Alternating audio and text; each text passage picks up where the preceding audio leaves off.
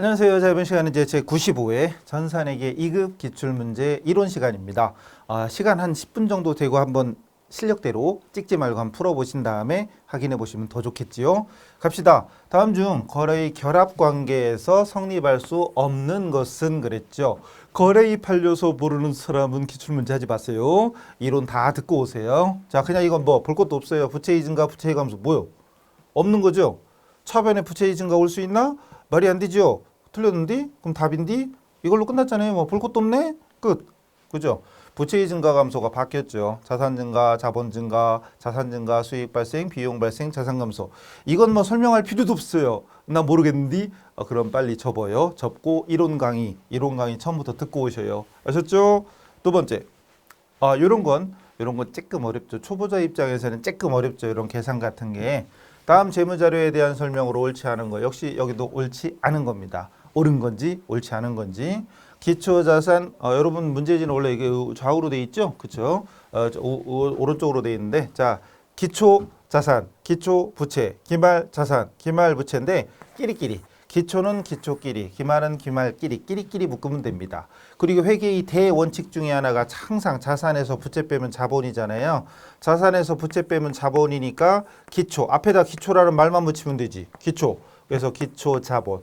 자산에서 부채를 뺀 기초 자본이 5만 원이고 기말은 기말끼리. 그래서 기말 자본은 11에서 5만 원 빼면 6만 원이죠. 그럼 기초보다 기말이 늘었네? 늘었네. 그럼 만 원 늘었잖아요. 그만큼 돈 버는 거니까 순이익이 만 원입니다. 자, 분석됐죠? 갑시다. 기초 자본 5만 원이다. 맞지. 당기 순이익 만 원이다. 맞지. 당기 부채보다 자산이 더 많이 증가했다. 뭐요? 자산은 9만 원에서 11만 원으로 2만 원 증가했고 부채는 만 원 증가했죠. 부채보다 자산이 더 많이 증가한 거 맞죠? 그러니까 자산은 2만 원 증가. 여러분은 그 좌우로 돼 있으니까 밑으로 보면 되나? 그죠? 9에서 11, 4에서 5 이렇게 뭐 다 맞으니까 답은 4번. 기말 자본 5만 원이 아니라 6만 원이었잖아요. 답은 4번. 이런 거 그냥 우습게 풀어야 됩니다. 근데 우리가 은근히 이렇게 계산을 어려워하는 사람이 많아요. 이것도 역시 생기초입니다. 생기초. 생기초를 하고 나서 보셔야 돼요. 기출문제만 냅다 풀어서 합격하려고 하시면 합격해봤자 의미가 없어요. 이론 강의 확실히 들으셔야 됩니다. 자, 이건 말이 맞네 뭔가 몰라도 재무상태표에 사용되는 계정과목. 재무상태표니까 자산부채 자본에 관련된 거겠죠. 그 예시로 가장 적절하지 않은 것은 이것도 역시 틀린 겁니다. 자, 먼저 현금 및 현금성 자산, 통화 및 타인 발행 수표 등 통화 대용 증권을 현금 및 현금성 자산이라고 하더라. 당연하지. 이걸 고민하고 있으면 안 됩니다. 고민하는 분들은 빨리 즉 갔다 오세요. 쫙 이론서 보고 오세요. 그 다음 선급금, 미리 준 거 이거 우리 시험에도 많이 나오잖아요. 실기에서도 많이 나옵니다. 상품이나 원재료를 구입 조건으로 미리 지급하는 계약금, 미리 지급하는 선급, 선급이라는 글자 그대로 미리 준 거잖아요. 당연하지요. 임차 보증금하고 임대 보증금이 있죠. 건물주는 임대를 하는 거고 세입자는 임차하는 거죠. 그 임대 보증금은 준 거예요, 받은 거예요? 받은 거죠. 아직도 임차료와 임대료를 헷갈리면 안 됩니다. 임차료와 임대료를 헷갈리면 안 돼요. 임차료는 세입자 내는 거, 주는 거고 임대료는 받는 거죠. 건물주. 이건 건물주예요. 건물주가 요즘 조물주 위에 건물주라며요. 건물주가 임대료를 받는 거지. 그죠? 건물주가 임대보증금은 받는 거니까 임대인으로부터 반환받아야 되는 전세 또는 월세 보증금. 뭔 소리야? 임대인으로 반환받아야 되는 건 임대보증금이 아니고 임차보증금. 한 글자 차이죠. 근데 한 글자 차이지만 어마어마하게 다르잖아요. 임차료는 그 옛날에는 앞에다가 지급자를 붙여서 지급임차료, 수입임대료 이렇게 지급자나 수입자가 붙어 있었었어 옛날에는. 근데 요즘은 이 말을 떼버려 가지고 그냥 임차료, 임대료 써놓으니까 어쨌든 더 헷갈릴 수도 있는데 어쨌든 임대차, 대여 빌려주는 거, 임차 돈 빌리는 거 차입, 건물 빌리는 거 임차, 돈 빌려주는 건 금전의 대차. 돈 빌려주고 빌리는 건 대여와 차입이잖아요. 근데 건물 같은 건 임대차라고 하잖아요. 임대차. 건물의 임대차. 차 똑같잖아요. 돈을 빌려주는 건 대여, 건물 빌려주는 건 임대. 그러니까 한자를 좀 알아야 돼. 한자를. 한자를 아는 사람들은 헷갈리지 않는데 한자를 잘 모르는 사람은 헷갈리죠. 어쨌든 결론은 한 글자 차이로 임대보증금이 아니고 임차보증금입니다. 임차보증금은 돌려받아야 될 거니까 자산이고 임대보증금은 건물주가 나중에 돌려줄 거잖아요. 만약에 제 건물주야. 근데 세입자가 나간대. 그럼 보증금 돌려줘야지. 부채입니다. 임대보증금은 부채고 임차보증금은 자산이에요. 이거 헷갈리면 안 돼요. 이거 헷갈리는 사람은 기출문제 풀이할 수준이 안 된 거니까 얼른 저 갔다 오세요. 답은 이미 나왔고요. 마지막 거 미지급 비용. 이것도 우리 결산정리사항에 많이 나오잖아요. 결산정리사항에 미지급. 아직 안 준 거죠. 단기에 속하는 비용 중에서 아직 기간이 도래하지 않아 지급하지 못한 비용이죠. 지급하지 못한 비용. 그래서 뭐 답은 이미 나왔죠. 이미 됐습니다. 자, 그래서 이런 개정 과목은 우리 회계 공부의 시작이자 그리고 이거 모르면 얘기가 안 되는 거니까 이유 없습니다. 이것도 어렵다 그러면 곤란합니다. 4번. 이런 문제가 은근히 어려운 거지. 잘 나오는데 은근히 어려워합니다.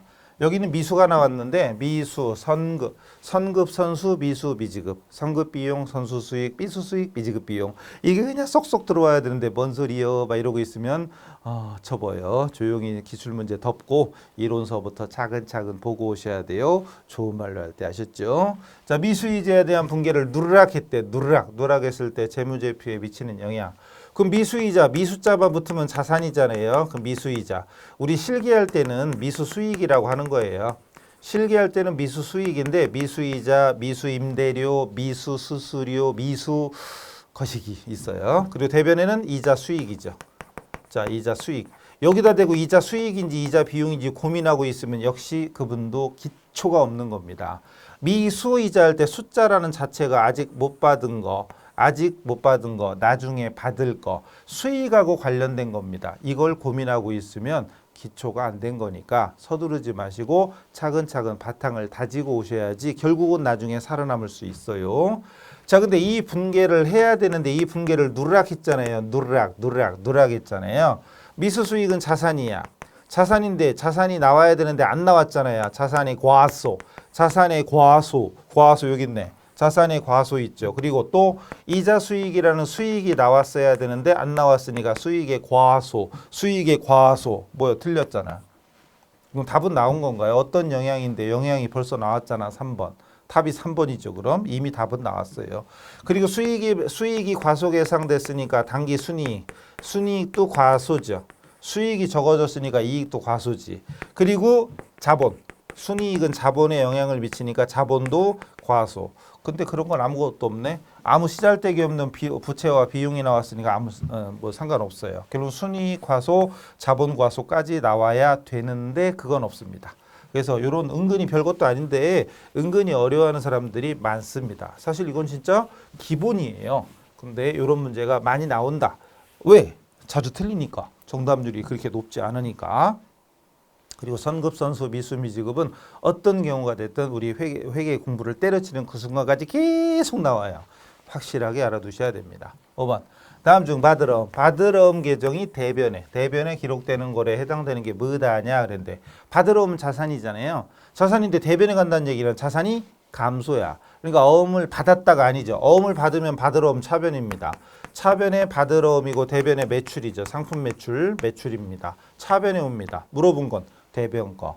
상품 매출하고 받은 어음을 외상매입금을 지급하기 위해서 양도했다. 딱 읽자마자 답이야. 딱 할 정도 돼야죠. 외상매입금을 갚기 위해서 가지고 있던 어음을 양도했어요. 그럼 받을 어음이 없어지죠. 이게 답이죠. 볼 것도 없습니다. 이걸 쉽게 풀어야 되는데 한창 읽어야 되고 뭐야 이거 막 이러고 있으면 안 돼요. 외상매출금을 매출처 발행 어음으로 받다. 어음 받은 거니까 이것도 받을 어음이 차변에 옵니다. 대변에 외상매출금. 그리고 4번 매입처에 발행했던 어음. 이건 지급어음이잖아요. 지급어음 만기가 돼서 현금으로 갚았다. 차변에 지급어음, 대변에 현금 이렇게 되죠. 자, 이 분계가 한참 고민하고 나서 이게 뭐예요? 심지어 제가 분계 써드렸는데 저 뭐예요? 막 이러고 있으면 접어요. 기출문제 접으세요. 이론하고 오세요. 자, 큰일 납니다. 선무당이 살아남는다고 나중에 큰일 납니다. 그래서 우리는 사실 자격증 따는 이유가 자격증만 있으면 되는 사람도 물론 가끔 있지만 결국 취업에서 우리는 써야 되고 특히 우리는 돈을 만지는 사람들이기 때문에 어설프게 알면 나중에 밟혀요. 다음 중 비유동이니까 유동이 아닌 거. 즉 1년 초과 1년 넘는 거죠. 장기 비유동 부채에 해당하는 게 뭐냐? 그럼 비유동 부채에 해당되는 대표적인 게 바로 사채죠. 볼 것도 없어요. 이것도 볼 것도 없습니다. 사채이고, 그리고 나머지는 장기자 붙은 거, 장기 차입금, 장기성 매입 채무, 장기 선수금, 장기 미지급금, 장기 거시기, 장기 그런 겁니다. 그게 사채. 그리고 참 이런 건 우리 또 전산 뭐 그러면 안 되지. 머릿속에 있어야 되는데 만약에 도저히 기억이 안 나. 그럼 우리 실기 프로그램 열려 있잖아요. 그러면 실기에 계정 과목 및 적요 등록 딱 들어가서 비유동 부채 딱 눌러보면 사채 들어가 있죠. 근데 그렇게 찾아도 답은 답이지만 너무 없어 보이잖아요. 이거 머릿속에서 찾으세요. 자, 7번. 다음 거래에 대한 기말분계로 가장 옳은 거 맞는 거래입니다. 뭐 이렇게 말이 많아. 근데 딱 봐도 대손이네. 그리고 우리 회계 공부를 때려치지 않는 이상 대손은 평생 만나야 됩니다. 계속 이런 거 쉽게 찾아야 됩니다. 12월 말 결산 때 외상매출금 3천만 원이고요. 그중에 2%의 대손을 예상했다. 3천만 원의 2%면 0.02, 0.02면 60만 원이죠. 60만 원인데 보충법. 우리가 원래 하고 있는 게 보충법이고, 그리고 수정 전, 분계 전에 충당금이 10만 원이 있대. 추정액은 60만 원. 이미 10만 원이 있대. 그럼 나머지 50만 원만 추가로 설정하면 되잖아요. 50만 원 추가 설정하면 되지. 어떻게? 대손상과비 대손충당금 2번. 그죠? 이건 대손 발생하는 분계지. 대손 예상하는 분계는 2번입니다. 이것도 고민할 필요도 없어요. 그냥 딱 보면 나와야 돼. 글자가 많다고 이거 어려운데 이러면 안 됩니다. 대손을 하지 않고는 우리 회계를 할 수가 없어요. 대손, 감가상가 이런 것들은 앞으로도 계속 쓸 거니까 공부 확실히 해두세요. 자, 지금 회계 2급 때 이런 걸 정리해 두면 회계 1급 가서도 쉬워지는데 여기서 정리 안 해놓고 넘어가면 1급 가서 또 헤매요. 1급은 2급하고 격이 달라요. 2배 이상 어려워져요. 그러니까 지금 기초를 탄탄히 해놔야 1급에서 버팁니다. 다음 설명에 해당되는 재무제표 옳은 것은 딱 보자마자 얼라리 일정 기간 동안의 경영 성과에 대한 정보를 제공한다 하는 순간 볼 것도 없어요. 딱 나와야지 그냥. 답이 손들고 있잖아요. 3번 손익계산서. 재무상태표는 일정 시점의 재무상태표, 자본의 변동, 현금의 흐름이죠. 있는 그대로. 이걸 고민하고 있으면 아니 되어요. 자, 그 다음 9번 물가가 지속적으로 하락. 골라리 물가가 지속적으로 하락한다네. 보통은 상승으로 정리했잖아요. 상승. 근데 하락이야. 그럼 거꾸로 하면 되지. 어쨌든 하락하는 경우에 재고자산 수량이 일정하게 유지된다면 매출원가가 가장 작게 나타나는 재고자산 평가 방법은 바로 보자마자 답이 몇 번이야 이렇게 나오면 좋겠지만 이거 조금만 생각하면 되죠. 보통 우리는 물가 상승을 전제로 했죠. 물가 상승을 전제로 했을 때 무슨 크기를 제일 먼저 외웠어요? 기말 재고액의 크기. 그리고 기말 재고액의 크기는 곧 이익의 크기다. 이거 굉장히 강조했던 거죠. 기말 재고액과 이익은 방향이 같이 움직입니다. 그죠? 그럼 기말과 이익은 방향이 같이 가요. 근데 반대로 매출원가 크기는 반대가 되는 거지. 그러니까 일단 기말 재고와 이익만 정확히 외워두면 나머지는 반대입니다. 그럼 매출원가 반대야. 근데 물어본 게 매출원가잖아요. 그럼 물가 상승 시 기말 재고 크기가 우리가 많이 외우던 거 선, 이, 총, 후잖아요. 물가 상승, 선입, 물가 상승, 선입, 시옷 이거였잖아요. 그런데 여기서 물어본 거 근데 매출원가니까 반대가 되겠죠. 부동호가. 근데 작게야, 작게. 그럼 원래는 물가 상승이었으면 작은 게 답이 뭐예요? 후입이겠죠. 그죠? 물가 상승이었으면 매출원가지. 참, 매출원가니까 반대로 후입이 큰 거지. 큰 거죠. 물가 상승이었으면 매출원가가 그럼 후입이 이제 이거 부동호 반대니까 후입이 가장 큰 거잖아요. 큰 거. 근데 이 문제는 물가가 상승이 아니고 하락이야.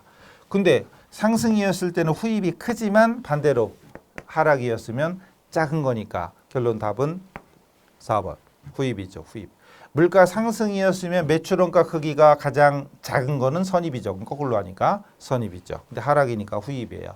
어쨌든 이것만 정확히 알고 있으면 기말 재고와 이익은 방향이 같이 간다. 그럼 매출원가는 반대야. 그럼 만약에 상승이었으면 매출원가에서 매출원가가 가장 작은 건 원래는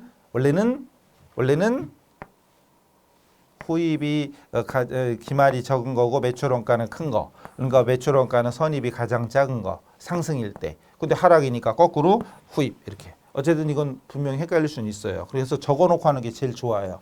그냥 보자마자 후입이 떠올랐다면 더 바랄 게 없고 근데 선입인가 후입인가? 설마 이런 문제는 평균법 고르고 있으면 안 됩니다. 선입이냐 후입이냐 둘 중에 하나지. 평균법은 선입하고 후입 중간에 가는 거니까 어쨌든. 그래서 선입 후입 둘 중에 어떤 거냐 헷갈릴 때는 써놓고 하세요. 지금처럼. 그리고 평상시 상승을 전제로 했으니까 상승일 때 일단 써놓고 하락일 때는 반대구나 이렇게 정리하셔야 됩니다. 10번. 다음은 유형자산 관련된 지출 중에서 유형자산의 취득원가에 포함할 수 없는 것은 우리 회계는 매입할 때 부대 비용을 원가에 산입하잖아요. 매입할 때 발생하는 걸 원가에 산입합니다. 취득할 때 발생한 설치비 원가에 산입. 사용 가능 후에 발생하는 이미 답 나왔죠. 딱 눈치가 있으면 안 해도 딱 봐도 나오잖아요. 원래 취득원가는 취득할 때까지죠. 취득하여 본래의 용도에 사용하기 전까지는 원가에 산입하는 거죠. 취득하고 본래 용도에 사용할 때까지. 근데 사용 가능 후야. 이건 그냥 비용이죠. 원가에 산입하는 게 아니라 그냥 비용 처리하는 겁니다. 유형자산 본래 의도하는 방식으로 가동하는 데 필요한 시운전 그리고 본래 의도하는 장소에 이동하기 위한 운반비 이런 것들은 다 원가에 산입이죠. 뭔 소리요? 그런 분들은 빨리 이론 강의, 기본서를 찾아서 유형자산편을 찾아보셔야 됩니다. 그렇게 찾아보는 자체가 공부예요. 찾아보고 또 눈으로 보지 말고 읽어. 중요한 거 체크하고 손으로 써보고 그거 하시면 돼요. 자, 11번. 11번 맞죠? 10번 한 거죠? 네, 11번. 회사의 매출 관련된 분기에서 가로 안에 들어올 수 없는이네. 없는이에요. 대변이 뭐예요? 매출했네. 그럼 매출했으면 현금을 받든지 외상으로 하든지 거시기 하든지 딱 봐도 보이는데요. 예수금이 왜 나와? 네가 왜 여기서 나와? 그죠? 예수금은 왜 월급 주면서 세금 원천 징수하고 이럴 때 나오는 거잖아요. 자, 매출하고 현금 받았다. 가능하죠? 매출하고 받아서 예금했다. 가능하죠? 또는 예금 통장으로 입금됐다. 가능하고 매출하고 외상 매출금이죠? 외상 매출금이죠. 외상 매출금. 자, 이래 가지고 답은 2번. 예수금은 우리 실기 시험에 월급 주면서 소득세 등을 원천 징수한 거 이렇게 많이 나왔잖아요. 다음 12번. 재무제표의 구성요소 즉 자산부채 자본. 재무제표의 구성요소 중 부채에 대한 설명 중 틀린 걸 찾으래요. 부채. 갚을 거죠? 갚을 거. 자, 부채는 1년을 기준으로 1년 기준 중요하잖아요. 유동과 비유동으로 구분한다. 당연하지. 부채는 과거의 거래나 사건의 결과로 현재 기업이 부담하고 있고 미래 유출이 예상되는 또는 사용이 예상되는 의무이다, 채무이다. 이게 부채의 정의잖아요. 당연하지. 단기 차입금, 단기니까 보고기간 종료일, 즉 결산일이죠. 근데 요즘은 결산일이라고 표현하는 것보다 이렇게 보고기간 종료일 이렇게 나오죠. 1년 이내에 갚아야 될, 결제해야 되므로 영업주기와는 상관없이 유동부채로 분류한다. 당연합니다. 단기 차입금 자체가 1년 이내에 상환할 거니까 영업주기가 뭐 2년이다 그래도 상관없이 유동부채 당연한 거고 기본서에 나오는 거예요. 그럼 자동으로 답은 4번이겠지. 뭔지 몰라도. 비유동부채 중에서 보고기간 종료일 현재 1년 이내에 자원 유출이 예상되는 부분은 유동부채로 분류해야 되는 거죠. 그게 바로 유동성 장기부채. 우리 실기에도 간혹 나오는데 이건 1급 쪽에서도 더 많이 나오나. 어쨌든 원래는 비유동이지만 비유동은 1년 이상이잖아요. 원래는 1년 초과 2년 3년짜리인데 만약에 만기가 1년 이내에 도래했어. 원래는 3년 전에 빌렸어요. 그 3년 후에 갚아야 되니까 장기야. 장기 차입금. 예를 들어 대변에 장기 차입금이 있었던 거지. 근데 이게 갚을 날짜가 이제 2달 남았어요. 원래는 3년짜리였어. 근데 2년이 지난 거지. 시간이 지나서 이제는 1년 이내에 남았어요. 그럼 장기 차입금을 차변으로 없애줍니다. 장기 차입금 없애주고 대변에 그때 유동성 장기부채 이런 식으로 써주는 거. 이게 우리 실기시험에서도 많이 나오는 건데 2급에서 못 봤다. 그럼 나중에 1급에서 많이 만나게 됩니다. 어쨌든 중요한 건 1년 기준만 정확히 알고 있으면 원래는 비유동이지만 만기가 1년 이내, 즉 상환기일이 1년 이내 도래하면 유동으로 바꿔줘야 됩니다. 그러니까 없다가 아니에요. 바꿔줘야 됩니다. 그게 틀린 겁니다. 13번. 다음 자료에서 판매비와 관리비, 판관비라고 하죠. 판관비를 계산하면 얼마냐 그러는데 판관비에 속하는 거. 그러면은 여과된 비료 이거 기억나요? 여과된 비료를 여과했으나 몰라요. 어쨌든 비자나 료자 여과로 끝나는 거. 그리고 무슨 이기기 그리고 무슨 손실 얘들은 다 영업의 비용이죠. 이기기 무슨 손실 얘들은 영업의 비용입니다. 그럼 보자마자 이자 비용은 영업의 비용, 복리후생비, 판관비, 통신비, 판관비, 개발비는 무형자산, 임차료 판관비, 기부금은 이기기 기부금 영업의 비용입니다. 근데 이거 헷갈린다. 그럼 어떻게 해요? 실기 프로그램 열어가지고 역시 계정 과목 및 적요 등록, 계정 과목 및 적요 등록 들어가서 띵 눌러보면 여기에 해당되는 것들 찾아도 되죠. 그래도 됩니다. 그래도 돼요. 상관없어요. 우리 이론하고 실기를 한꺼번에 보잖아요. 그래도 상관없는데 이 정도는 머릿속에서 찾아내세요. 이 더하면 얼마? 3341 41만 원. 41만 원. 그죠? 자, 이래가지고 이거 판관비 정도는 그냥 보면서 우습게 찾을 정도가 돼야 됩니다. 아셨죠? 근데 나는 이제 아직 안 됐다. 그럼 지금부터 열심히 찾아야죠. 그리고 기초 때 탄탄히 해놔야 나중에 회계 1급 세무로 갔을 때도 잘 버텨내는 겁니다. 14. 유형자산. 유형자산인데 설명으로 틀린 걸 찾으래요. 틀린 거. 유형자산, 재고자산, 단골 중에 단골입니다. 재고자산, 유형자산 잘 나옵니다. 시험 15개 중에 자산에 관련된 거 꽤 많이 나와요. 3분의 1 정도는 자산일걸요. 자, 유형자산은 재화의 생산이나 타인에 대한 임대 또는 자체적으로 사용할 목적으로 부유, 당연하고 물리적 형체가 있는 자산, 당연하고 이 말은 어려운 말인데 비화폐성. 비화폐성은 어려운 말이에요. 이건 몰라도 돼. 일단 제껴요. 일단 물리적 형체가 있다. 당연한 거니까 맞고 틀린 거 찾는 거잖아요. 감가상각을 하지 않는 토지는 유형자산이 아니문이다. 이게 뭔 소리야? 토지도 대표적인 유형자산이잖아요. 토지, 건물, 기계, 차량 이렇게 대표적인 유형자산. 답은 나왔죠? 답은 나왔죠. 그 다음 토지와 설비자산, 건설 중인 자산 등으로 구분할 수 있고 그중에 토지와 건설 중인 자산은 감가상각을 하지 않죠. 토지와 건설 중인 자산은 감가상각을 하지 않습니다. 비화폐성은 좀 어려운 말이지만 이건 화폐 가치가 장부에 써 있는 화폐 가치가 변동할 수 있는 거예요. 변동할 수 있는 거. 예를 들어 토지를 샀다. 제가 100억 주고 샀어. 그 원가 100억이라고 장부에 적혀 있어. 그럼 나중에 그걸 내가 팔면 100억 받아요? 물론 100억 받을 수도 있겠지. 근데 만약에 120억 팔았다. 150억 팔았다. 그럼 장부에는 100억이지만 실제 나중에 팔면 120억, 150억으로 받는 거잖아요. 화폐 가치가 변동하는 거. 고정돼 있지 않는 거. 그게 바로 비화폐성인데 솔직히 회계 2급에서는 이런 거 몰라도 되는 말입니다. 그리고 회계 1, 2급 또는 세무로 넘어가도 화폐성, 비화폐성 이거 구분하는 거에 대해서 우리 전산회계 시험에서는 나온 적이 없어요. 이건 외화환산할 때 주로 나오는 거라 회계 2급에서는 모르셔도 됩니다. 어쨌든 지금 대충 설명은 드렸으니까 그러려니 하시고 넘어가요. 근데 이것도 마찬가지. 예를 들어서 지금 이 비화폐성이 중요한 거 아니잖아요. 여기서. 이 문제에서 비화폐성을 모른다고 해서 문제를 못 푸는 게 아니죠. 그러니까 다른 기본적인 개념을 확실히 알면 중간에 모르는 게 나오더라도 충분히 답을 찾을 수 있다. 지금 이 말이 나왔다고 비화폐성을 막 연구할 필요는 없어요. 어차피 나중에 뒤에 또 회계 1급 세무로 가면 제가 또 간단하게 또 정리해 드릴 때가 옵니다. 넘어가셔도 됩니다. 다음 15번. 다음 중 회사의 당기 순이익을 증가시키는 거래는 뭐냐? 순이익이 증가되는 거.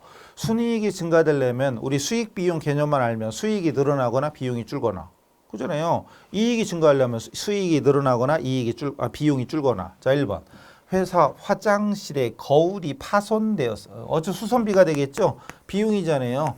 비용 발생하면 이익이 감소되겠죠. 탈락. 직원이 경조사비, 뭐 볼 것도 없죠. 비용이잖아요. 이것도 경조사비, 복리후생비 이것도 비용이니까 탈락. 명절이 돼서 뭐 더 읽을 것도 없이 탈락. 선물 세트 어쩌고 거래처에 줬다. 접대비잖아요. 다 비용이니까 탈락. 답은 이거지 뭐. 이자 발생했어. 보통 예금에서 이자가 발생해서 이자 수익이잖아요. 이자 수익의 발생. 그 이익의 증가. 그래서 순이익 증가되는 건 4번. 간단한 거죠? 자, 이 정도야 우습게 찾아야 됩니다. 자, 그래서 95회 회계 2급 기출문제 풀이를 마치도록 하겠습니다. 수고하셨습니다.